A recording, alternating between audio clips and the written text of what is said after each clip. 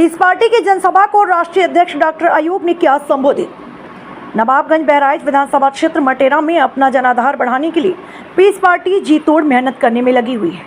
मुस्लिम वोटों को अपनी तरफ रिझाने के लिए जहां पीस पार्टी के कार्यकर्ता मुस्लिम मतदाताओं से संपर्क कर रहे हैं, दूसरी तरफ पार्टी शीर्ष नेतृत्व भी विधानसभा क्षेत्र मटेरा में अपना दमखम दिखाने की तैयारी में लगा हुआ था। इसी के चलते मंगलवार को नवाबगंज थाने के सामने राजा साहब के बाग में पीस पार्टी की तरफ से एक जनसभा का आयोजन किया। जनसभा को राष्ट्रीय अध्यक्ष डॉक्टर अयूब ने संबोधित करते हुए सत्तारूढ़ भाजपा सहित सपा पर निशाना साधा। उन्होंने कहा, सभी पार्टियां मुसलमानों के वोट बैंक के चक्कर में रहती हैं। प्रदेश अध्यक्ष अरविंद निषाद, महिला प्रदेश अध्यक्ष मीना सिंह और तमाम पार्टी के नेताओं ने जनसभा को संबोधित किया। इस पार्टी का जो है कार्यकर्ता सम्मेलन हुआ है, इस संबंध में आपको क्या कहना है? और पीस पार्टी के कार्यकर्ता सम्मेलन मटेरा विधानसभा में हुआ है।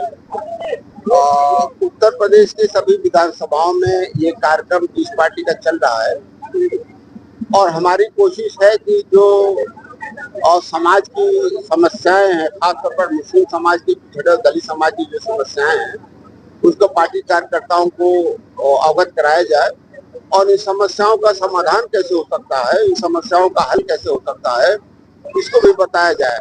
हमारी समझ से सभी समस्याएं राजनीतिक है और राजनीतिक एकजुटता से ही समस्याओं का समाधान हो सकता है। अगर हम ईमानदारी से राजनीतिक तौर पर एकजुट होकर के काम करें तो इंशाअल्लाह हम इसमें कामयाब होंगे। आने वाले विधानसभा 2027 चुनाव को लेकर विधानसभा क्षेत्र वासियों को क्या कहना चाहते हैं? हम विधानसभा वासियों से कहना चाहते हैं कि आपने आज तक सभी दलों को देखा है।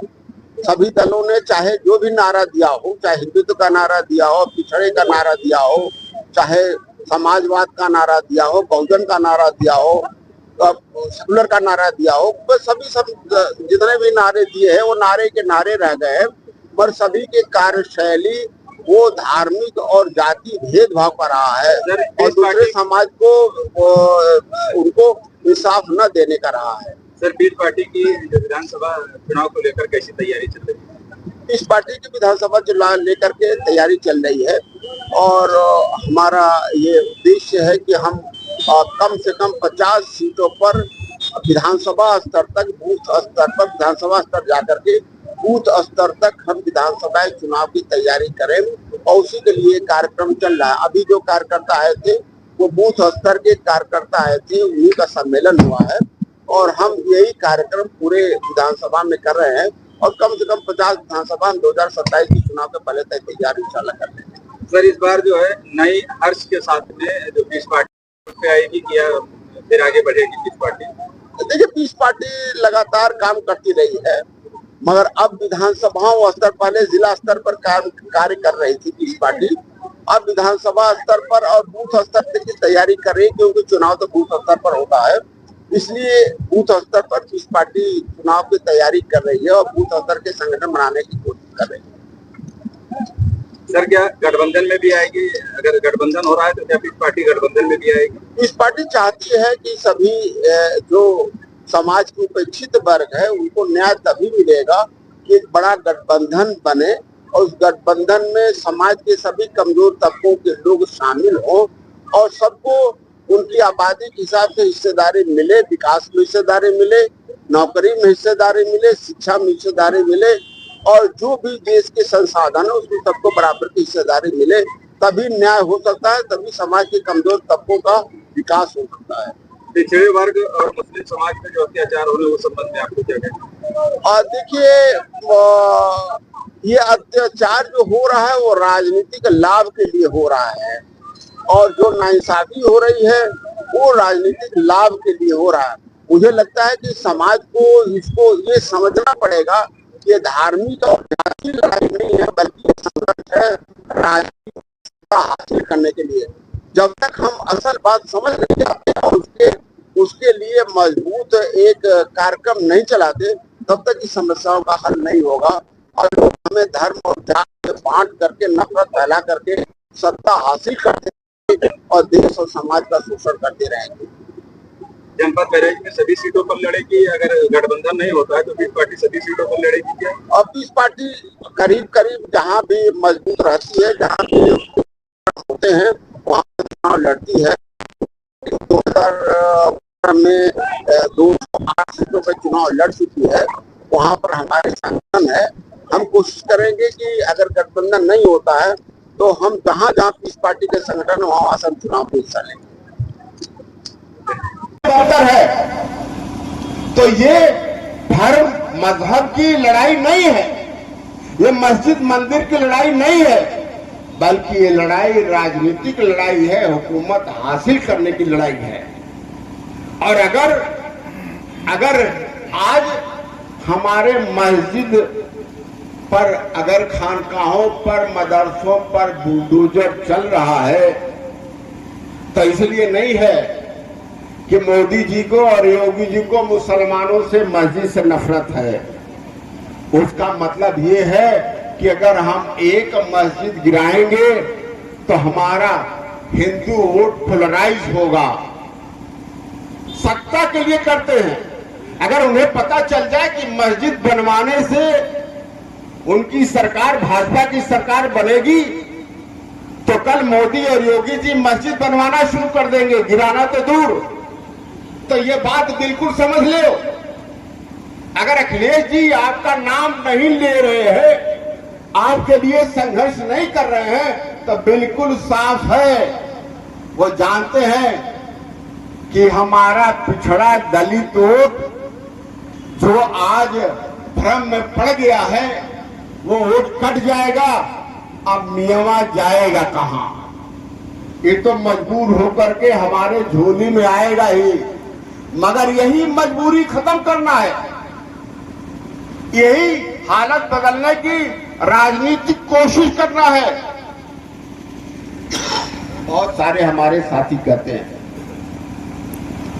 कि भाई आप गठबंधन सपा बसपा कांग्रेस से क्यों नहीं कर लेते। आप हमें बता दो कि आज हम अगर समाजवादी पार्टी से गठबंधन करने के लिए उनके कार्यालय पे जाएं तो पीस पार्टी से गठबंधन करेंगे भाई? बोलो। अरे हमको अपने कार्यालय में घुसने नहीं देंगे, गठबंधन करना तो दूर। कहेंगे मुस्लिम समाज वैसे ही पूरा का पूरा गुलाम बनने के लिए हमारे लिए तैयार है, तो हम उसे हिस्सेदार क्यों बनावे? पार्टनर बनाना, गठबंधन करना मतलब हिस्सेदार बनाना, सत्ता में भागीदार बनाना। हम मुस्लिम समाज बिना मांगे गुलामी करने के लिए तैयार है, उनको हुकूमत बनाने के लिए तैयार है, तो हमसे गठबंधन क्यों करेंगे? अगर हम बसपा के पास जाएं तो गठबंधन करेगी भाई? बोलो। कहे कि मियां पागल होकर के समाजवादी पार्टी को वोट दे रहा है और ये आए हमसे गठबंधन करने के लिए। कांग्रेस करेगी भाई? अगर 80% मुसलमान, 90% मुसलमान आपने सपा को वोट दिया है, अगर पीस पार्टी को दे दे तो क्या सपा बसपा कांग्रेस सब पीस पार्टी से गठबंधन करेगी कि नहीं करेगी भाई? बोलो भाई, करेगी कि नहीं करेंगे? तो हमें सरकार में आने से कोई रोक पाएगा? कोई रोकेगा भाई?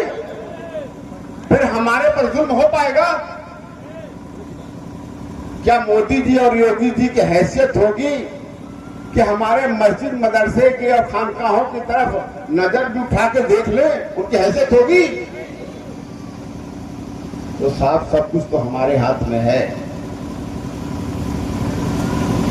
78 साल तक हमने सबको वोट दे करके देख लिया है और सब पर भरोसा करके देख लिया है। क्या हमें वो तरीका नहीं इस्तेमाल करना चाहिए जिस पर चलने का मेरे रब ने हुक्म दिया है? क्या हमें वो तरीका इस्तेमाल नहीं करना चाहिए जिस पर इस देश की सारी कौमें कामयाब हुई हैं? ये हम सभी को सोचना है। और आखिर में मैं अपनी एक बात कहूंगा, साथियों, हम अल्लाह की बात समाज में सम्मान के साथ विकास के तरीके को छोड़ करके गुलामी का तरीका जो इस्तेमाल कर रहे हैं, इससे हमारे आने वाली नस्लें और हमारा दीन महफूज नहीं है। हालात बद से बदतर होते चले जा रहे हैं जितना वक्त गुजर रहा है, और हालात बदलते जा रहे हैं, बदतर होते जा रहे हैं। साथियों, ये मसला सिर्फ सरकार बनाने का नहीं है, मसला हमारे वजूद का है, हमारे आने वाले नस्लों के वजूद का है, हमारे दीन के वजूद का है, और इसके लिए जिम्मेदार हम खुद हैं। कोई जबरदस्ती किसी से वोट नहीं ले रहा, मगर एक बात और है कि हम अल्लाह के हुक्म की नाफरमानी करके और देश में कामयाब होने के तरीके को छोड़ करके हम अपने को, अपने नस्लों को, अपने दीन को दुनिया में बर्बाद कर रहे हैं। और मरने के बाद अल्लाह का हुक्म न मानने की वजह से हम मरने के बाद भी जवाबदेह होंगे और हम सजा के मुस्तहक होंगे। तो क्यों हम ये ऐसा काम कर रहे हैं जिससे हम दुनिया भी बर्बाद हो रही है और आखिरत भी बर्बाद हो रही है। इसलिए साथियों, मेरी आप सभी से गुजारिश है कि हमारे पढ़ने लिखने, नौकरी करने, कोई काम करने, सबसे आज जरूरी है कि हम राजनीतिक तौर पर एक सफल काम करें, वो काम करें जिससे हमें दुनिया और आखिरत दोनों में कामयाबी मिले। आप सभी लोग आए, आप सभी का एक बार फिर शुक्रिया अदा करते हुए अपनी बात कहीं पे खत्म करता हूँ। अल्लाह हाफ़िज़।